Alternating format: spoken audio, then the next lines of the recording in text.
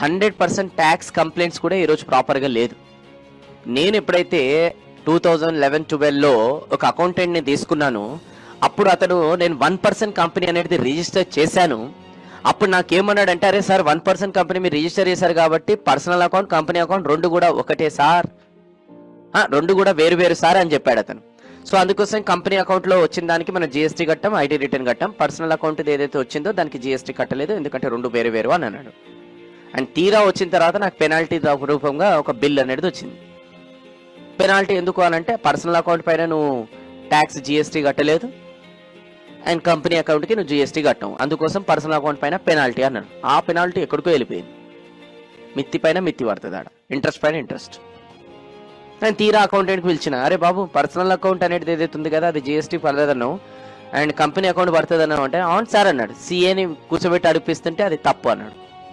అంటే ఒక wrong accountant wrong information ఇవ్వడం ద్వారా నేను ఆ ఇయర్లో వచ్చిన ప్రాఫిట్ అంతా పెనాల్టీ రూపంగా కట్టిన.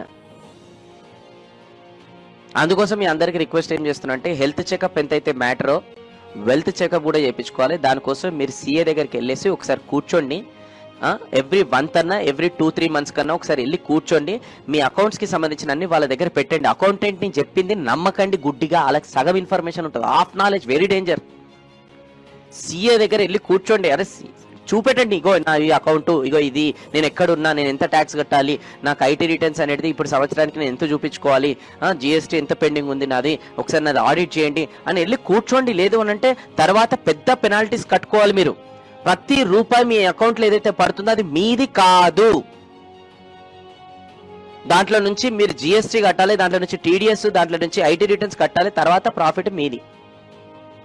అర్థం చేసుకోండి. కొంతమంది నెట్ ప్రాఫిట్ చూసి అయ్యో నాకు ప్రాఫిట్ ఉంది అని చెప్పి ఫుల్ ఖుషి అవుతారు, తర్వాత మొత్తం ట్యాక్స్కి పోతుంది మళ్ళీ, అయ్యో అప్పుడు ఇంకా పెద్ద బాధపడతారు. అందుకోసం ఇప్పుడు మీకు అందరికీ తెలియదు కాబట్టి, కొంతమంది గుండె టుక్ అని పేలలేదు కాబట్టి ఈరోజు రిలాక్స్గా ఉన్నారు. ఒక్కసారి సీఏ దగ్గరికి వెళ్తే అవుతుంది. అందుకోసం వెళ్ళండి దయచేసి, ఇప్పటికన్నా మొత్తం అయిపోయిన తర్వాత రియలైజ్ అయ్యకన్నా ఇప్పుడు పోతే ఇంకా చాలా బాగుంటుంది. ఓకే.